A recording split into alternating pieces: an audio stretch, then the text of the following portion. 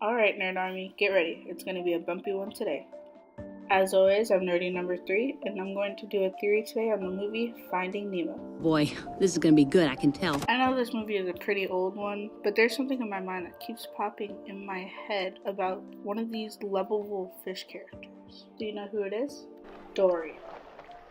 If you haven't seen the movie, I would pause this video, go watch it, and then come back. There are a lot of spoilers in this video. For those who very surprisingly haven't seen it, I'm about to ruin everyone's childhood with this one. So if you know the story of Nemo, you know it's a movie about a daddy clownfish and some strange fish he meets trying to get his little clownfish son back from capture.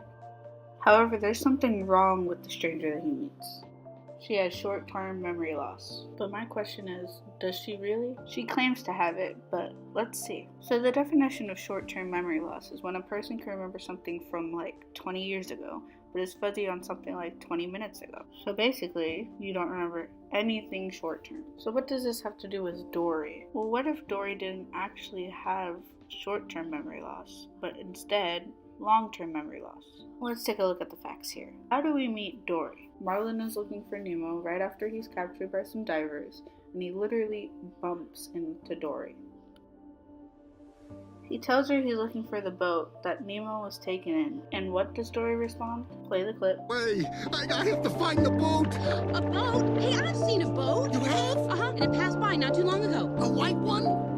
Hi, I'm Dory. Where? Which way? It went, this way. It went this way. Follow me. So Dory can remember that she's just seen a boat. This is not something a person or fish with short-term memory would be able to do. They would not be able to remember that they have just seen a boat because it happened in a short amount of time, and a short amount of time before they met Marlin. She would have forgotten all about the boat and which way the boat would have went. Secondly, Dory seems to remember that Nemo's name ends in the sound O. Every time she refers to Nemo, she has an O sound at the end.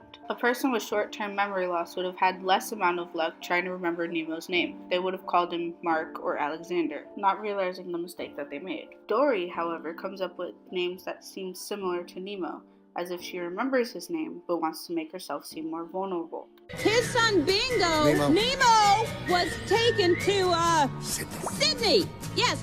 Meanwhile, my son is out there. Your son Chico? Nemo. Right, got it. He's lost his son, Fabio. This works on the school of fish and the sharks that she meets in the movie. It even works on Marlin throughout the entire movie.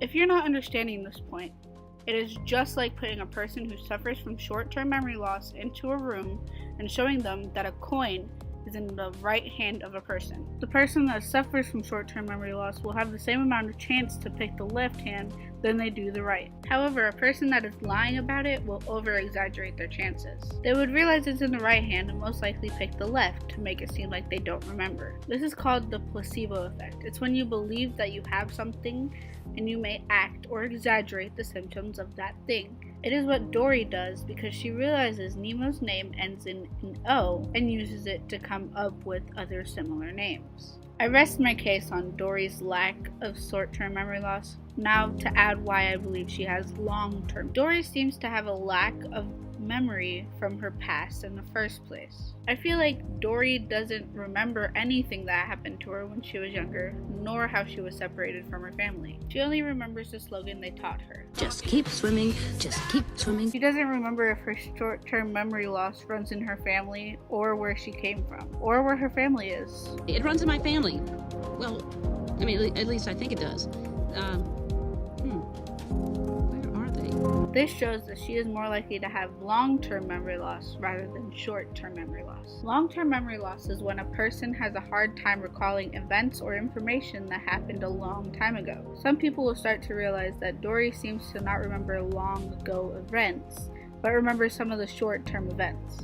So is Dory really suffering from short-term memory loss? Or is she really suffering from the placebo effect, thinking that she has short-term memory loss? Or is she up to something more sinister? Well, there's so many questions in so little time. Until next time, Nerd Army.